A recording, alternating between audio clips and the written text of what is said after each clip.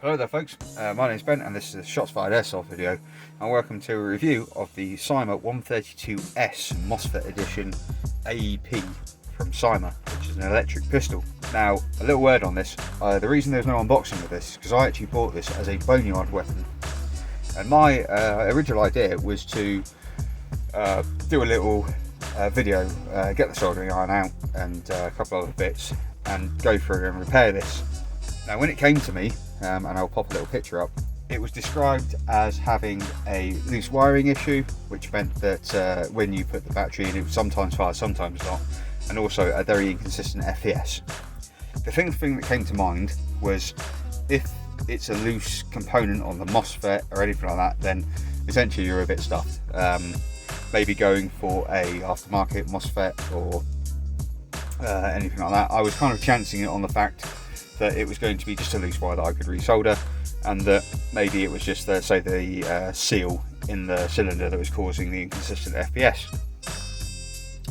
When it came, it became immediately apparent that what had actually happened was that whoever first owned this and got it out of the box had just rammed the battery connectors together without trying to line them up first, and these are mini Deans, and they'd bent spring tabs that hold the connector together once it's sort of connected. So the power terminals were sat like that, so if you moved the wiring and they touched, then it would actually fire. And the inconsistent FPS turned out to be because it was only just connected. Sometimes it would complete a full cycle before it coming disconnected, sometimes it would only complete half a cycle, and that's why it was firing with an inconsistent FPS. So I bent the spring tabs around a screwdriver and it's worked immaculately ever since. So it just goes to show that sometimes boneyard buys can be a very good deal. I got this about £45 cheaper than the RNU, and I'm well chuffed. Anyway, let's get into this. Okay, so like I said, this isn't really an unboxing. I'm just going to show you what you get in the box. It is a second-hand purchase, and it was a boneyard purchase, so not everything's quite there. There's a little bag of BBs missing. I don't think there's anything else missing. So without further ado, we have a little sheet on how to charge. We have your typical sort of anime safety sheet that you get with a lot of Cymas,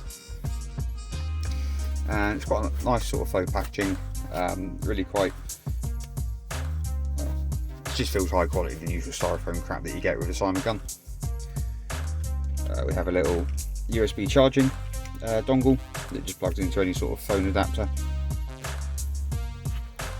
So you get your typical Cyma speed loader, good reliable piece of kit.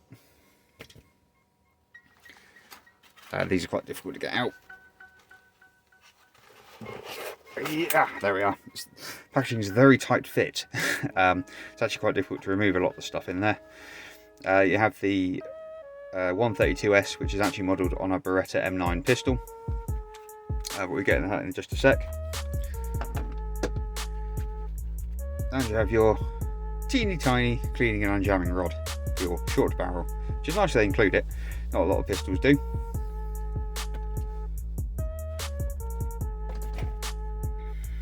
Just like to say, there is no manual in there. I have checked, and you don't get a manual with these new style weapons, which is a bit of a shame because we all like a nice manual to read. More and more airsoft manufacturers now are not including them, which is a bit of a shame, to be honest. Anyway, so moving along, this is our pistol. Standard AEP design, which dates back millions of years to when Tokyo Mirage originally did theirs. The reason that I wanted the 132s, and the reason I actually ended up buying it boneyard, is because nowhere seemed to have them in stock in the country, and with Brexit going on, I couldn't really get one from Taiwan because they weren't shipping to the UK, and there's still mayhem going on over that, so not especially keen on the idea of waiting for UPS to deliver something 8 weeks and charging huge amounts of money. So moving along. As for weight, you're looking at about 768 grams.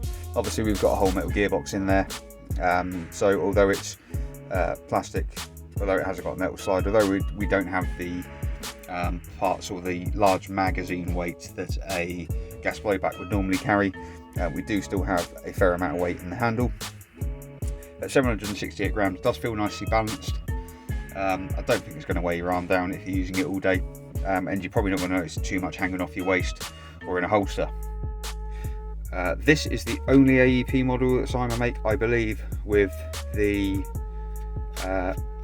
14mm negative thread on the front, which is excellent because it means you don't have to use your tack rail to mount some sort of adapter with a silencer mount on the front for a tracer. So that is pretty much the reason I wanted the Beretta styled model. I'm not actually a huge fan of the Beretta, much rather it was a Glock shape or something like that, but what are you going to do? Just want to say, magazine release is there, nice heavy metal bodied magazine. Obviously it's the like pen type. This will fit any Cyma and I believe Tokyo Mirai AEP, and you can also use the extended mags in this gun. However, you will have to make a small change, because where the enlarged body of the extended mag sits up against the bottom of the gun, you would probably have to file off this lanyard mount just under the grip. It's not the end of the world, but I think the idea of having 80 to 100 rounds in a gun is probably more beneficial than having this that I will never use. So just to run over the sort of features of the gun, we have a trigger safety, which obviously is there. The gun is not loaded, however the battery is in there and I believe connected, so yeah, so that's live. You have single shot and full auto. Obviously we've been over the magazine release. The slide release on this gun does exactly what it says on the tin, but in a different way, because it's an AEP. If you pop that down and pull your slide a little bit further forwards, it will come straight off. Just notice I haven't mentioned the faux hammer, which doesn't actually do anything, it's just a hammer. The slide on this gun, we've got typical white dot sights. They are nice and clear, you can see them pretty easily, which is good in low light conditions. It's got a good weight to it, it's just made out of pot metal, but it doesn't really do anything and doesn't really fly anywhere, so it's got a nice weight to it because it's quite thick. It should be relatively strong. That lets you into the innards of the gun. You can see we have this sort of newer style blue plastic Cyma gearbox pieces. We've got the hop adjuster in here. This is our tiny little MOSFET. And then these are the connectors that caused the issue with this and why it was a boneyard in the first place. Just see there, the tiny little micro D's connectors. These are very delicate. If you smush them together without really taking your time to kind of get the connectors lined up, you can damage the little tabs that actually hold it together. There isn't really too much to look at on the other side. I've just popped this battery out a sec. This is the battery it comes with, which is a 7.4, I believe it's 500ish, might be 550 milliamp hour cell. Obviously connects on the micro D's to the gun, and then it actually charges on the balance port. So with that, we've got our barrel. Obviously you can fit upgraded barrels in these, upgraded springs. There are some differences in the newer style AEPs, and the three things that are the main sort of real bonuses to the more recent AEPs, and why really you probably should get one these days. I mean, I think everyone's probably got one of these sat in their in the cupboard somewhere that maybe they didn't get on with or they weren't impressed with the performance of. These days they have sintered steel gears, which is a vast upgrade to the aluminium pot metal gears they used to have. They have the MOSFET, and they run on LiPo out the box. Now these three things are huge in terms of performance to these weapons. I believe the old nickel hydro ones used to fire at a rate of about 9 to 10 rounds per second. This is more like 14. So this is genuinely a usable, sidearm, a sort of sniping sidearm. If you get pinned down and you need to unleash a mag quick, you are going to get through the mag because it's electric. You have enough rounds to fire, and they are going to fire at a pace which will fend off most. If you've got a group of say 4 people pinning you down, you've got a good chance of hitting them with this before they can get a shot off, because it does fire nice and quick. Aside from that, there isn't too much more to say, so we're going to get into the firing footage I've got and the chronograph footage. So without further ado, let's do that. Okay, so here we go on the chronograph. Now, this is obviously an AEP, and we're looking at around 200 FPS. That is pick upable by modding and stronger springs, etc. But a good consistent sort of 202, 203 FPS is exactly what we're expecting out of this pistol, and it does a really good job of maintaining that. This is on 0.2 gram BBs. The pistol could probably go to 0.23s on the hop. And then we move on to rate of fire. Just get sort of about 10-15 rounds through. And we can see there that we get a 13.8 rounds a second, so about 14 rounds a second. It's absolutely nothing to be sniffed at out of such a small package. So here we go with the target shoot. We're at about 15 meters. The gun actually overhops on 0.2s, which took me by surprise. So your first few shots are high on the target. Once I kind of get it under control, move it down, and we're getting on that target. It's doing pretty well at this point. So I felt a bit bad for the first shooting test being a bit tragic due to my not accounting for the overhop. So I just thought we'd fire up, put another few rounds for it. I'm still doing quite a terrible job because I'm not a particularly fantastic shot with a pistol, I must admit. However, towards the end of this, you can see we're really getting onto the centre of that target. We have a bit of full auto fire. The performance of this gun, absolutely nothing to be sniffed of. The full auto really peppers that target, and that was a whole mag, so there's about 30 rounds gone in there in the space of a couple of seconds. Okay, so to conclude, I am very impressed with this. It feels great, nice quality. Like I say, the frame is plastic on it, and it is kind of like ABS plastic. It's not like it's nylon reinforced plastic.